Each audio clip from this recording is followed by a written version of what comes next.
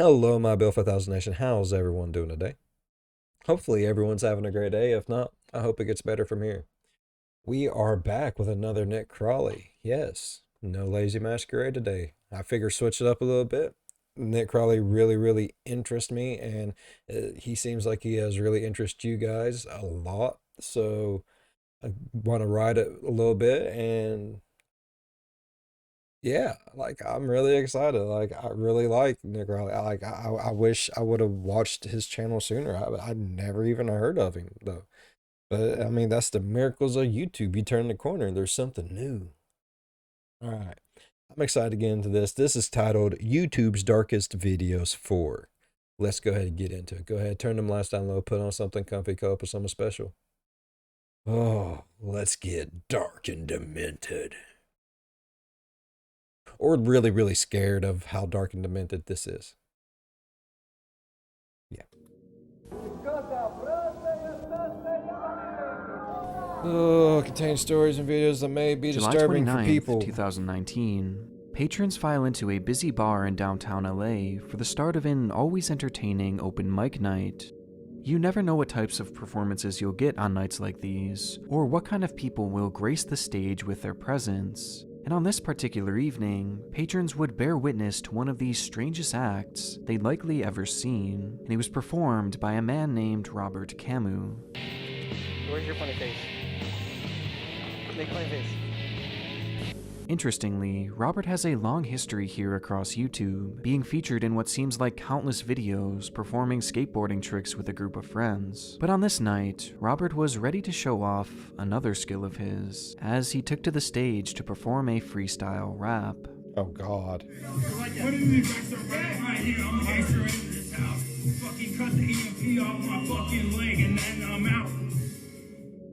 Starting out, the performance was, well, a little shaky to put it nicely, which was at least partially to blame on Robert's apparent drunken state. But a bad night of karaoke in isolation is nothing all that noteworthy. In fact, despite the lethal doses of cringe, many would actually view this as a great time, a funny memory, and even respect Robert for being so willing to go up there and just give it a try. However, his performance wasn't quite finished yet, and after fumbling his way through the beginning of the song, Robert's lyrics take an unexpected turn. Motherfucker, you don't even know my fucking news. I killed my bitch and buried that bitch in the fucking dirt. Back in my mouth, cause the cops trying to look for me and I'm fucking trying to jump. The messy video shows Robert as he raps the line, "I killed my bitch and buried that bitch in the fucking dirt," before muttering that he has to leave because the cops are looking for him. It was a bizarre moment to say the least, and despite many in the crowd trying to play off the line as a joke, with the MC even saying that it was an Eminem-inspired performance, others in the audience were more visibly concerned, and as it turns out, they had every right to be. Well, we're inside this bar, the King Eddie bar, and this is where Camus was standing when he did this rap version. And I guess the big question is, was it a confession? Parked out front of the establishment was Robert's gray Prius, and in the trunk of this Prius was a shovel, along with fresh dirt and fresh blood. Blood that belonged to his girlfriend, Amanda Custer. And coincidentally, that very day, Amanda Custer had been reported as missing after a neighbor had witnessed Robert carrying her limp body and placing it in the trunk of his car before driving off, only to emerge hours later, alone at this open mic night. In the moment, a bizarre performance was all this seemed to be, but today, many refer to this rap as being an actual confession, and in the end, this footage would ultimately be used in court and lead to Robert's conviction for the murder of Amanda Custer, even though to this very day, her body has never been found. Aww. But if the words of Robert are to be believed, then it's sadly very likely that she's out there somewhere, buried deep in the dirt. Now, if you've seen Amanda Custer, police want to hear from you. It has been 3 days since Amanda Custer's been seen.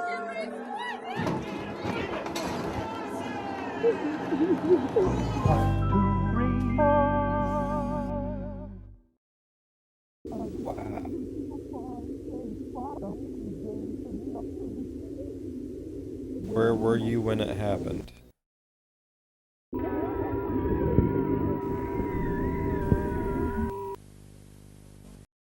But remember, people have to learn how to swim. It's great fun though, and something you can do with all of your Sinking. friends. During the summer of 2022 in Karei Yosef, Israel, a popular corporate villa had been rented out by a local marketing agency to host a company event. The location was highly sought after due to its large outdoor pool area, making it the perfect spot for employees to unwind and connect outside of their typical working environment. And on this day, the 21st of July, 50 employees of this company would gather at the party to enjoy the hot summer sun and the cool water of the pool. And by all accounts, the party had been going off without a hitch. Until it happened. Oh god, what As happened? unsuspecting partygoers were hanging in and around the pool, some began to notice that the water level appeared to be receding, with one keen witness pulling out their phone to record the unfolding ordeal. And just as they hit that record button, things would fall into complete chaos.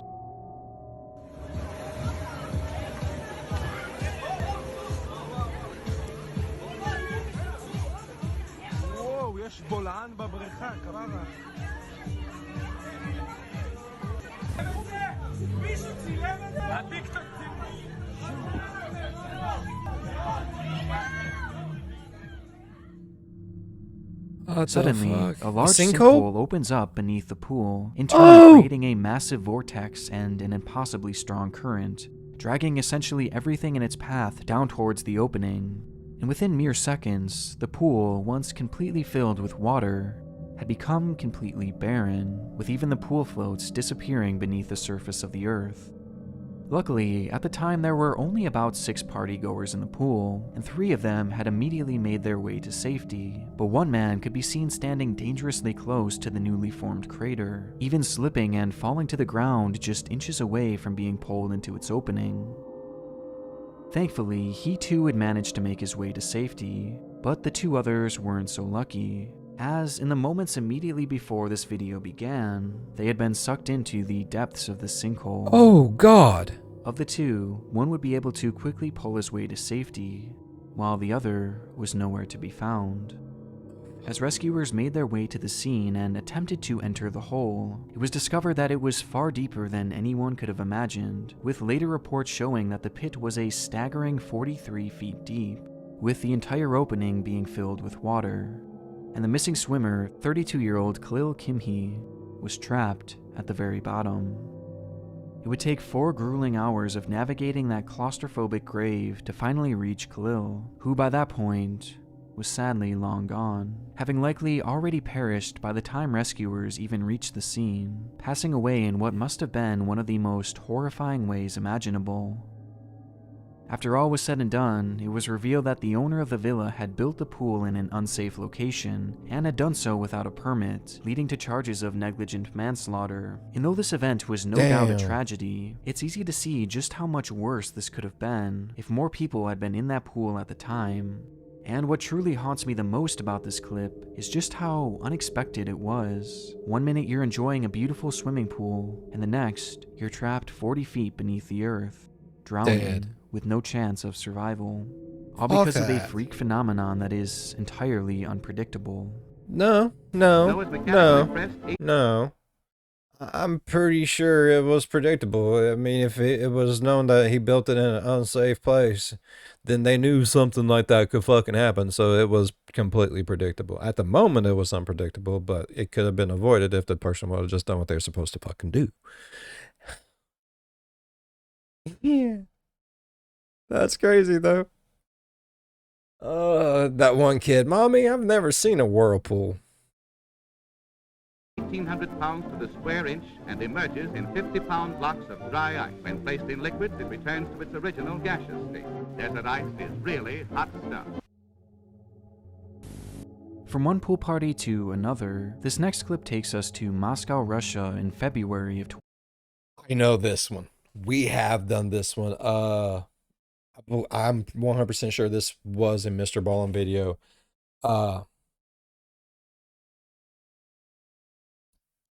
Believe it's titled YouTubers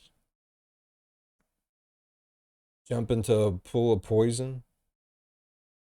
YouTube creators jump into a pool of poison. 2020, where an influencer named Ekaterina Didenko was preparing to celebrate her 29th birthday. Just a Influencers jump into a pool of poison. few years prior, Ekaterina had graduated from medical school, earning her the title of pharmacist. But rather than going the traditional route and pursuing a career in pharmacy, she instead chose to use her expertise to start a blog focused on creating homemade medicines in order to save her viewers trips to the pharmacy. This type of content is nothing new, and in most cases it's highly controversial, and Ekaterina was no exception to this, with many calling her practices and advice potentially dangerous. This, however, did not stop her from amassing a following of over 1 million people, which was spread out across her Instagram page along with other platforms. And despite her content being controversial in nature, she quickly carved out a legitimate career as an influencer by 2020. And with her birthday approaching on the 28th of February, she wanted to throw the perfect party to show off to all of her followers. Helping plan the night was Ekaterina's husband, Valentin Didenko, who was on board to make the evening as grand as possible. And Valentin had the perfect plan, something he called a steam show. Previously, the couple had booked a venue to accommodate all their guests, with one of the most appealing amenities being its swimming pool, and using his limited knowledge of science, along with inspiration from a somewhat viral trend at the time, Valentin thought of a way to turn that ordinary pool room into something extraordinary, by using dry ice to fill the entire room with steam, as dry ice combined with water creates an immediate dense fog, in turn creating his steam show. And so, as the party was going on and guests were having a great time, Valentin decided to reveal the main event, and brought all the partygoers into the room, giving them gowns and goggles to wear, before dumping a box full of dry ice into the water. Oh my god! Oh my god, water! You're crazy! Материал только что обновленный. Газообразное состояние!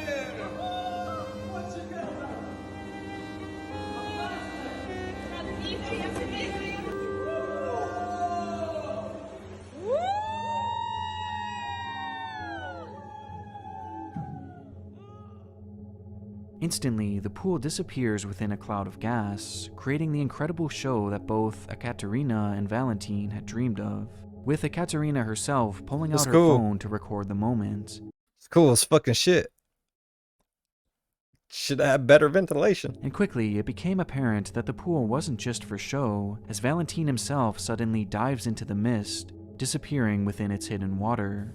Ёб твою налево!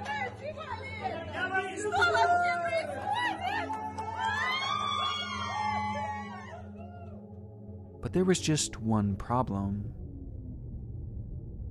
The chemical reaction that happens when dry ice and water connects doesn't just cause the formation of mist, it causes the formation of carbon dioxide that is produced in such a highly concentrated form that it appears as fog, meaning that the cloud we are seeing here is made entirely of straight CO2, which in such high concentration is toxic to humans, with it causing shortness of breath and eventual asphyxiation. And though Ekaterina's recording shows the group having the time of their lives, no one realized that when that dry ice was placed in the pool, it had in turn placed all of their lives in danger. Making matters worse, Valentin wanted the show to be as long-lasting as possible, and in turn ordered the doors to be closed in order to keep that fog inside the small room, meaning that there was very little ventilation to filter out this toxic gas, making the levels of CO2 not just very dangerous, but incredibly deadly. And Valentin had just dove directly into its heart.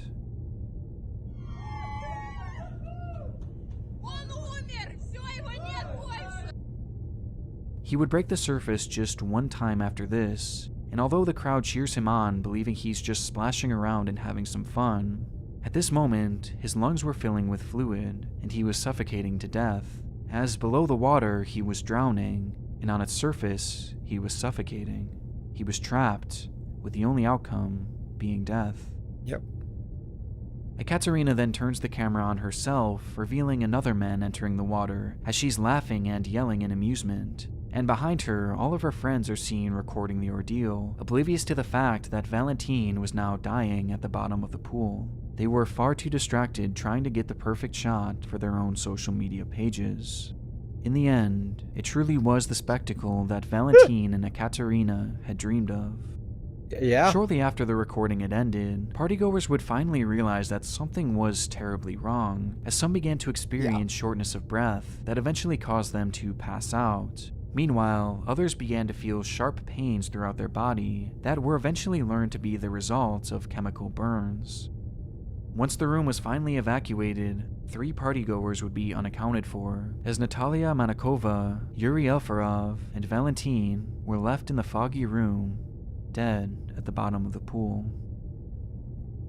What should have been the perfect day for Ekaterina had instead ended with her becoming a widow, and as off-putting as this video is, many would point to Ekaterina's behavior following the incident as even more unusual.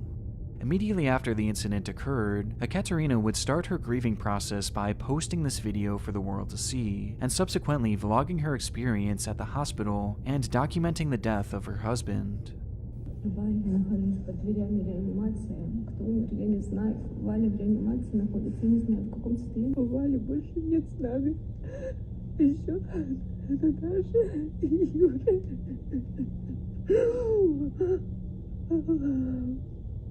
It was admittedly a bit bizarre, as many accused her of exploiting the death of her husband to gain internet followers, with further questions being posed as to why she hadn't considered the deadly effects of dry ice and water, as after all, she was an expert in the field of science. The scrutiny towards Ekaterina became so intense at one point that Russian authorities launched an investigation into her actions, claiming that it may be possible to charge her for causing death by negligence, though to my knowledge, nothing ever came of this.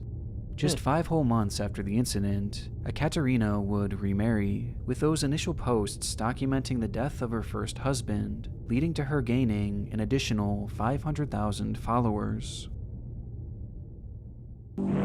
Deep inside this vertical city, a machine has come to life. A machine She didn't wait. With a terrible She didn't wait long at all. Fuck. Secret. Take the stairs. For God's sake, take the stairs. It was a quiet January night in the Yuanlin Finance and Economics building, located in western Taiwan. The 16th-floor tower held its fair share of both office spaces and residences, though as the clock reached past midnight, only the building manager would be awake in its lobby. As he settled in for another uneventful night, the silence was suddenly broken by a woman rushing in with a small child. The man didn't recognize her as a resident, and given that the Alright, this is the one that we had watched on another video. Fucked up. offices were closed for the night,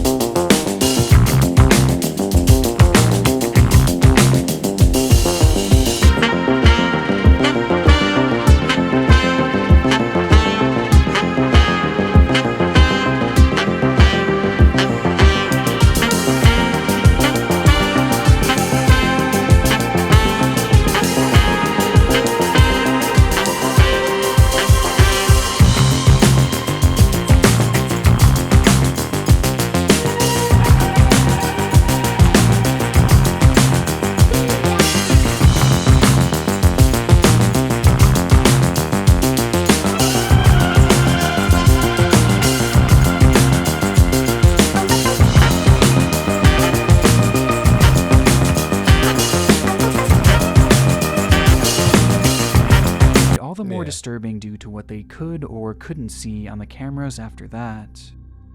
Upon exiting the elevator, the pair are seen walking down the hallway on floor 11 in this grainy footage recaptured by the man's cell phone, with the two heading in the general direction of the stairwell, which also happened to be the sole entrance to the roof. And from there, the two aren't seen again. Noting this, the manager immediately began fearing the worst, as their bizarre behavior coupled with the route seemingly leading to the roof could only mean one thing. And quickly, the police were called for what they believed to be a cleanup job, figuring that the two had jumped off the roof. This belief was further fueled by the woman's actions in the elevator, as removing one's shoe prior to is apparently a somewhat common thing in Asian countries, as they don't want to track dirt into the afterlife.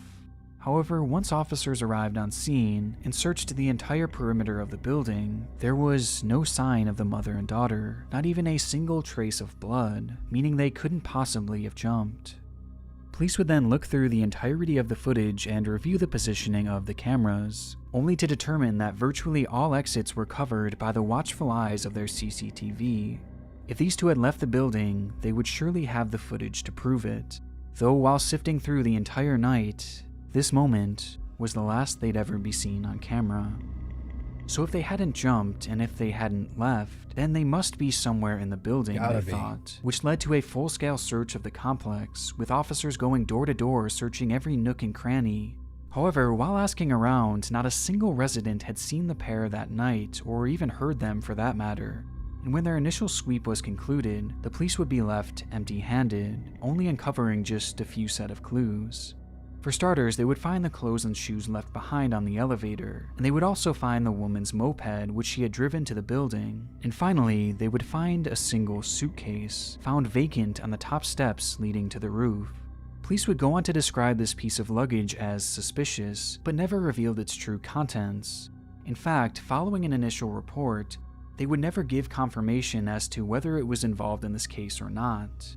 Either way, it led them to a dead end, as they believed these two could not have possibly left. I did not. Okay. Oh, bro. I did not know shit about that suitcase in the first time we watched this video. I forget what fucking channel it was. Either way, I believe it was Lazy Masquerade. Okay, in that video, I said, what if, like, she was in an abusive relationship or something, and they're getting her out? Or what if, like, she's seen something, or what if there's just some shit going on and she is getting out of whatever it is? Okay, the guy seen her, she gets in the elevator, she's like, fuck. Takes off her jacket, takes off the kid's jacket, and takes off her shoes because she thinks she might have to run. She was just wearing those sandals looking things. It's hard to run in those, especially up and down stairs, carrying a baby. So she took those off in case she has to run. She went upstairs, there's a suitcase. They put on completely new clothes. They hid in someone's apartment for however long, and that person got them the fuck out. That's how it is. That's how it was. That's what happened. You can't tell me otherwise. It makes me feel better not thinking that they're still alive. That building, though at the same time, they clearly weren't there. Multiple times after this, the building would be searched and searched and searched again, even as recently as 2013, when they would go as far as to check the water pipes and even the water tank itself, which was inspired by an unfolding case of a similar nature halfway across the world. But no trace of the pair was ever discovered. Immediately after this footage was taken, these two vanished into thin air. Following the disappearance, local news would broadcast the footage where a man named Zhang would come forward stating that this was his wife and 4-year-old daughter. The woman's surname was Leo, and the pair had 4 children together, though their relationship was anything but perfect. Multiple reports claim that on that very night, the two had gotten into an argument, with some going as far as to say that Zhang had actually abused her, causing her to leave the home in a hurry, grabbing only their youngest daughter. Meanwhile, their eldest daughter would go on record stating that Leo had told her that they were going to visit a friend's house just for a few days, only to never return. Despite the significance of discovering the identity of this woman and her daughter, it would ultimately... What'd I say? They got erased, relocated somewhere else.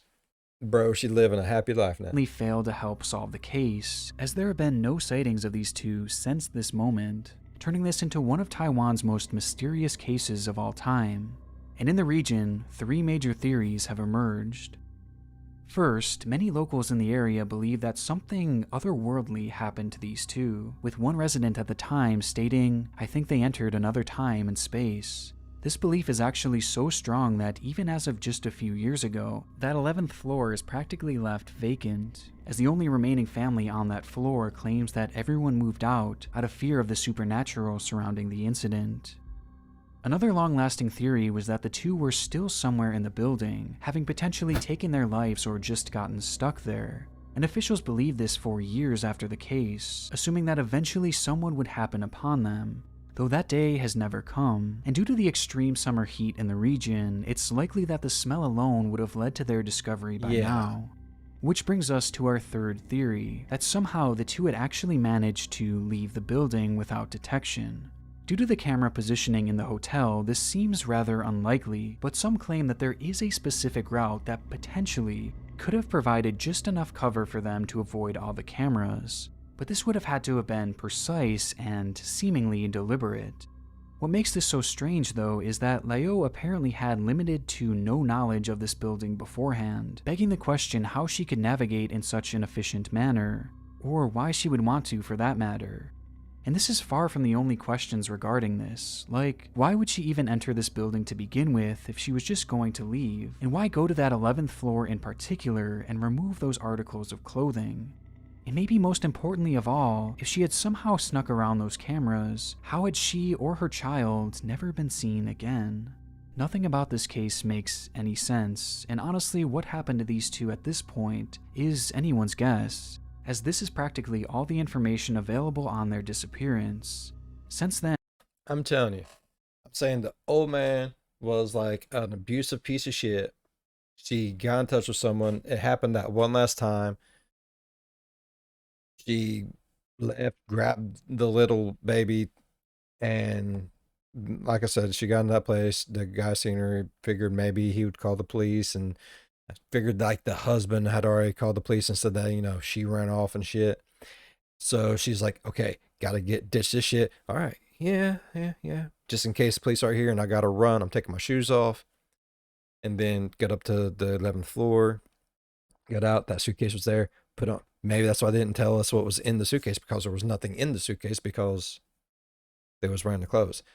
Maybe they had to go somewhere else and maybe they was in an apartment. I don't know. But it just seems to me like if someone lived in that apartment long enough, they would know ways in and out that the camera don't see. I don't know. I just like to think that she's alive and the little kid's alive and they're thriving well in Utah. I don't know. And there have been no sightings, no use of their health insurance, no use of their bank accounts, and their daughter's records show that she has never been enrolled to another school. It's almost as if they evaporated into that cold night. Or got moved to a different country. You don't want to stay in a country where everyone in that country is going to be fucking looking for you. Go somewhere else. Get a new identity. Part of me hopes that this was all an attempt to flee an abusive relationship, and that somehow this was all just a distraction for these two to escape and start a new life elsewhere, which could explain that supposed friend they were going to meet, why they shed their coats, and how they managed to sneak out of there in the first place. But things of that nature are easier said than done, and I can't help but get a sinking feeling that they are no longer with us. As surely at some point, some trace of them would have appeared by now.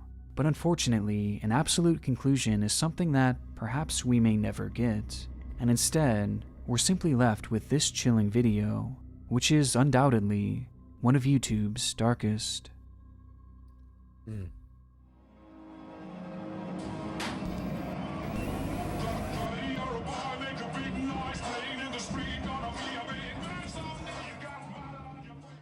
The celebration was well underway. December 5th, 2009 marked the 8-year anniversary of the beloved Lame Horse, a roughly 5,000 square foot nightclub located in Perm, Russia.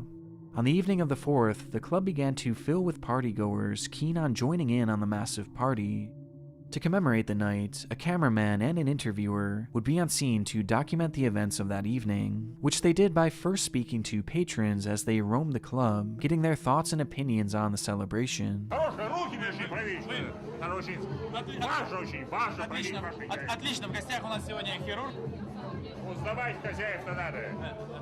The night all seemed to be in good fun, and it was only just beginning for most, with the party set to go all throughout the night, and as the recording continues, it's clear that the club had big plans to bring in this new year.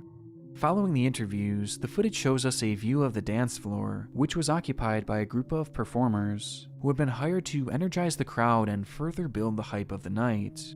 The organizers had even hired an MC for the evening, whose job was to keep the party alive.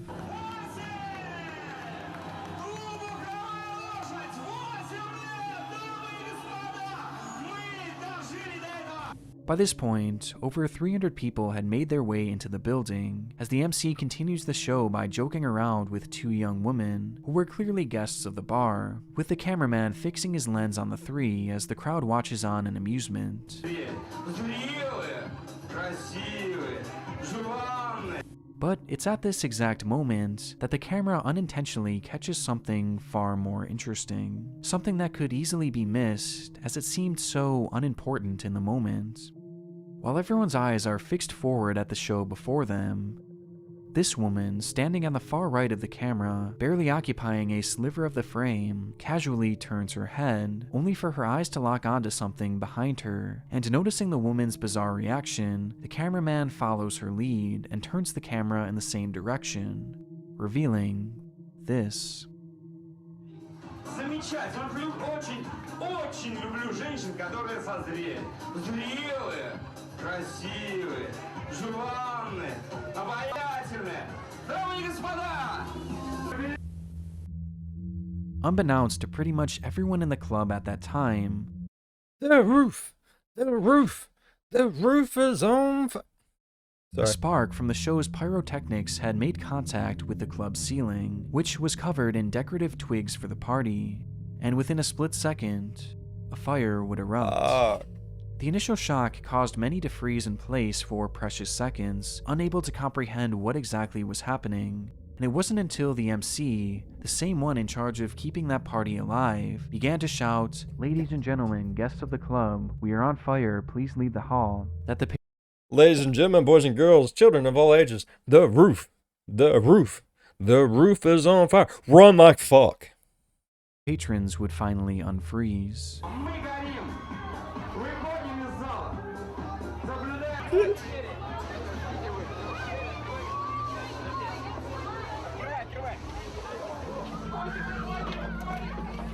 Following this announcement, the crowd flew into a panic, desperately making their way to the exit, which is where the first fatal issue arose. The club supposedly had two exits, one through the front door and the other located behind the stage. However, that second exit had no signs indicating where it was, meaning that practically no one in the room knew that it was even there. Because of this, most of the patrons began pushing towards that one main exit. Upon making his way into the hallway, the cameraman reveals the exit and, in turn, another devastating issue. In order to control the crowd going into the venue earlier that night, one of the two doors at the front entrance was locked, meaning that this small opening was the only means of escape for the 300 plus people trapped inside. And to make matters worse, by this point, the entire venue was now shrouded in smoke. I'd be busting open a fucking door, bruh. I don't give a damn. As so many people were attempting to fit through that small exit, they became stuck, causing a logjam and in turn, a human crush. And the more people desperately tried to push through that door, the more jammed it became. Meanwhile, those still trapped on the dance floor were left hopelessly lost in that impenetrable smoke. Damn. And within the mob of people rushing towards that exit, the camera suddenly goes dark before shutting off completely.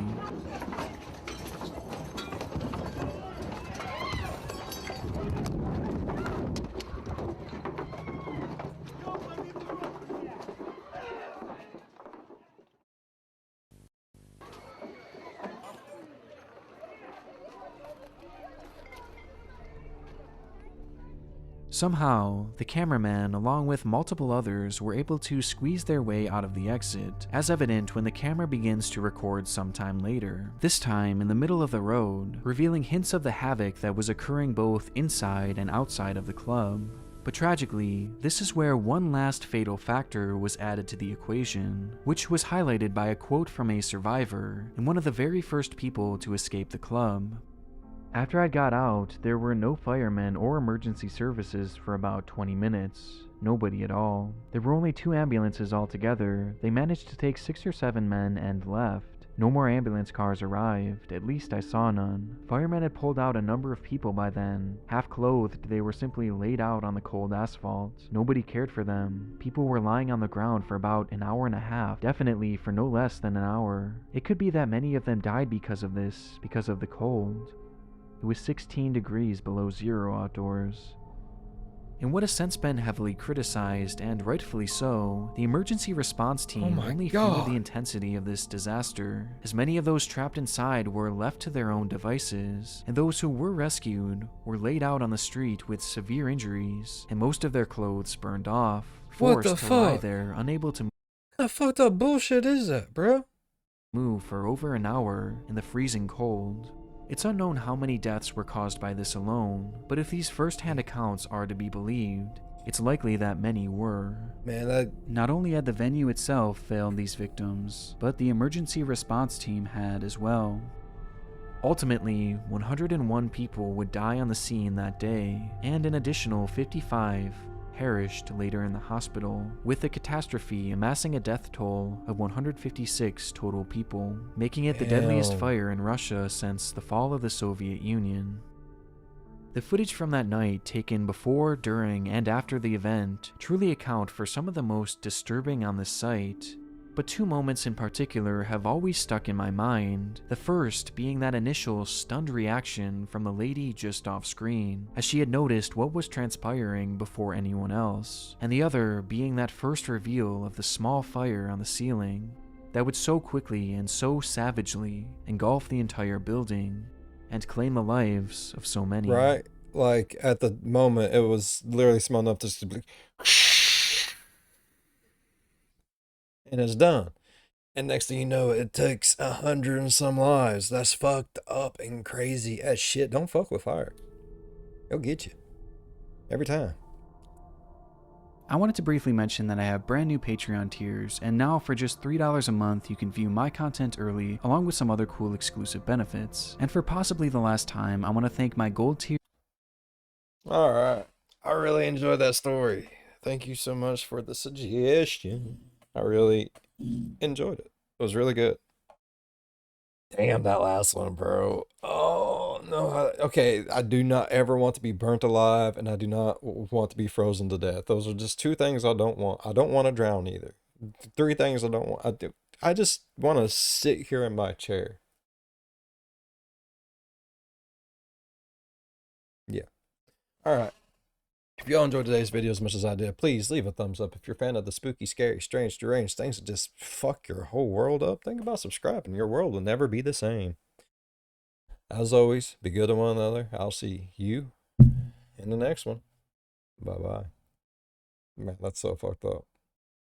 I mean, but at least they got to lay on the ice cold ground. 16 below fucking zero bullshit. Oh, they was on fire. We thought they needed cooled down.